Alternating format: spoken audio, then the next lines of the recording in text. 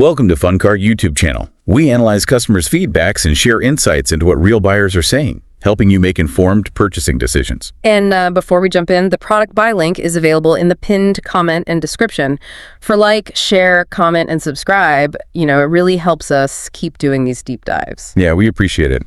So today we are laser focused on the Potensic Atom 2 Fly More combo.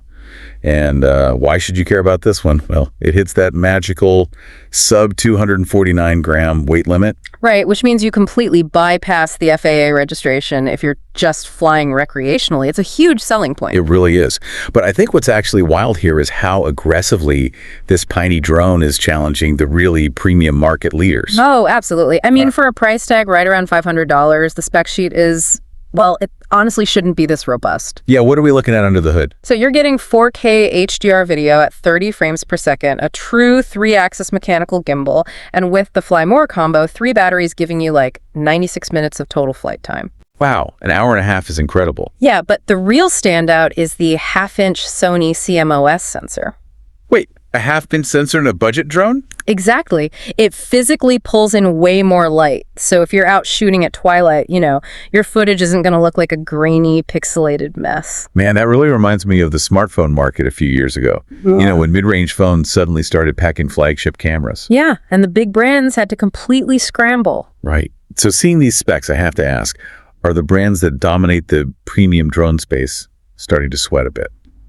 They really should be, especially when you look at the actual pilot experience. Like, the combo includes their PTD1 remote, which entirely eliminates the need to awkwardly clip your phone in. Oh, because it has the screen built right in. Right. Yeah, 5.5-inch touchscreen. And diving into the buyer feedback, people are just raving about the ergonomics. I saw that. There was one really detailed review pointing out the wider grip. They said it positions your hands so much more naturally on the sides of the screen. Right, which means you totally avoid that cramped kind of claw-like feeling you get with the really narrow controllers from brands like DJI. So, okay, the controller's super comfortable on the ground, but what happens to the actual drone in the air when things go wrong? Well, the real-world durability stories we've seen are just wild. Yeah, like that one user with the dog. I couldn't believe that. Oh my gosh, yes. A small dog got way too curious during takeoff, actually tried to bite the drone, got clipped by a propeller, and just backed off. The dog was totally fine, thankfully. But the crazy part is the drone survived unharmed and just kept flying. Just shook it off? Yeah. And that same buyer took it up in Hawaiian trade winds like 15 to 20 mile per hour gusts and said the footage was still rock solid. And that stability is exactly where that 3-axis mechanical gimbal proves it's not a gimmick. Think of it like an ultra-active shock absorber for your camera lens. So it's compensating for the wind in real time. Yeah, instantly. No matter how violently the drone's body is thrashing around to fight those 20-mile-per-hour gusts, the gimbal motors calculate the exact opposite tilt. So the body thrashes, but the eye stays perfectly level. Okay, I hear all of this. The camera, the gimbal, the durability, the $500 price tag. And I feel like the math just isn't mathing. Right, there's always a catch. Exactly. Usually when budget hardware over-delivers this hard, the app is a total nightmare. So are the hardware savings worth the potential software headaches? Well, you just hit on the classic budget tech trap. I mean, hardware is a one-time manufacturing cost, right? But polishing an app requires ongoing, expensive software development. And let me guess. Potensic poured their entire budget into the physical drone. Pretty much. Their Eve app is, frankly, severely undercooked. Which perfectly explains that brutal one-star review from Rob, the experienced drone tester. Oh yeah, he absolutely tore into their software.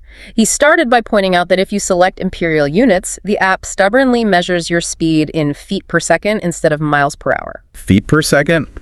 I mean, unless I'm an artillery gunner doing projectile math, feet per second means literally nothing to me while I'm trying to frame a shot. It's just bizarre localization.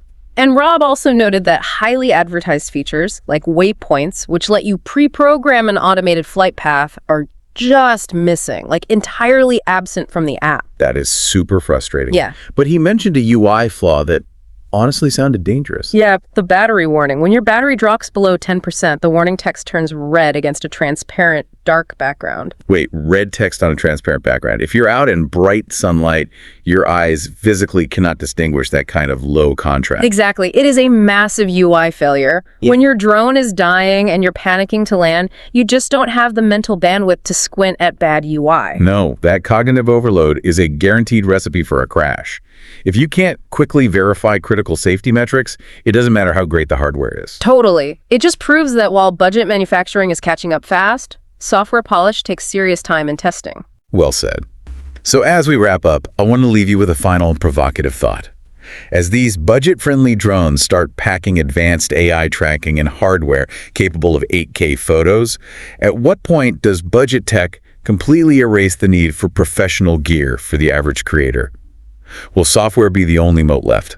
Man, it's a blurry line, and it is only getting blurrier as that gap closes. You've been listening to FunCart YouTube channel, where we help you make informed decisions. If you get any help from the video, then hit that red subscribe button showing below and press bell icon for future videos notifications. You can also visit this channel and watch other videos for more interesting toys. One product review at a time. We'll catch you next time.